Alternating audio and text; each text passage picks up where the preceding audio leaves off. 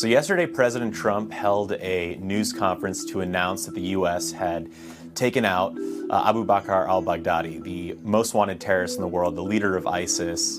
And he began in somewhat standard procedure, giving a brief statement announcing the death, saying what had happened, and launched into then a nearly 40-minute question and answer session with reporters. During the course of this event, broke off from more traditional, minimal information as necessary provided sort of deal, and instead went into great detail about Baghdadi's death, the operational tactics that were used. So first, a moment that definitely took people by notice was when the president said that Baghdadi died like a dog. Baghdadi was vicious and violent, and he died in a vicious and violent way as a coward, running and crying. He died like a dog. He died like a coward.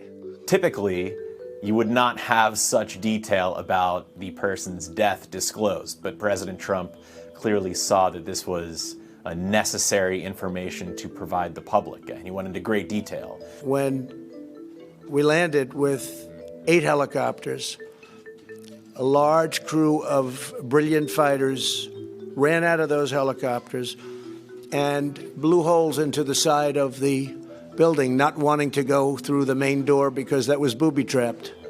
This, again, is something that would not typically be disclosed, though the president has the right to reveal as much information as they want about such a military operation. And then Trump went into sort of the aggrandizement portion of the comments. Hamza bin Laden was a big thing, but this is the biggest there is. This is the worst ever. Osama bin Laden was very big, but Osama bin Laden became big with the World Trade Center. He wanted to make the direct contrast to when President Obama had killed Osama bin Laden, and that, in a way, President Trump was deserving of more praise for eliminating the world's current #1 terrorist threat.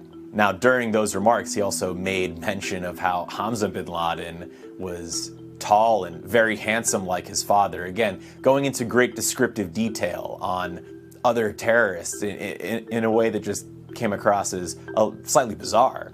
And then I also wanted Hamza bin Laden, because he's a young man, around 30, looks just like his father, tall, very handsome. He also then went into a discussion of his books. To this day, I get people coming up to me. They said, you know what, one of the most amazing things I've ever seen about you is that you predicted that Osama bin Laden had to be killed before he knocked down the World Trade Center. So if you go back, look at my book, I think it was The America We Deserve. I made a prediction, and let's put it this way, if they would have listened to me, a lot of things would have been different.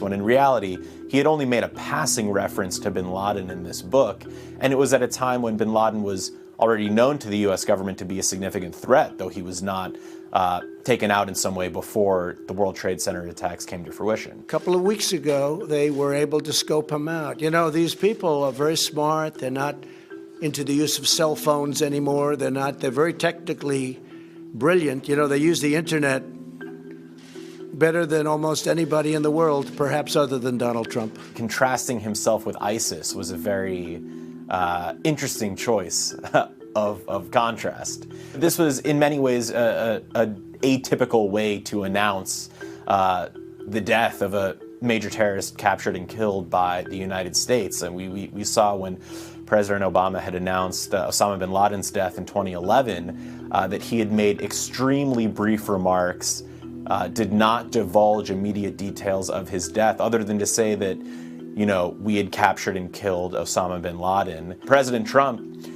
seeing right now that he is in somewhat need of a political win, really did go off and go on about the capture and killing of Abu Bakr al-Baghdadi.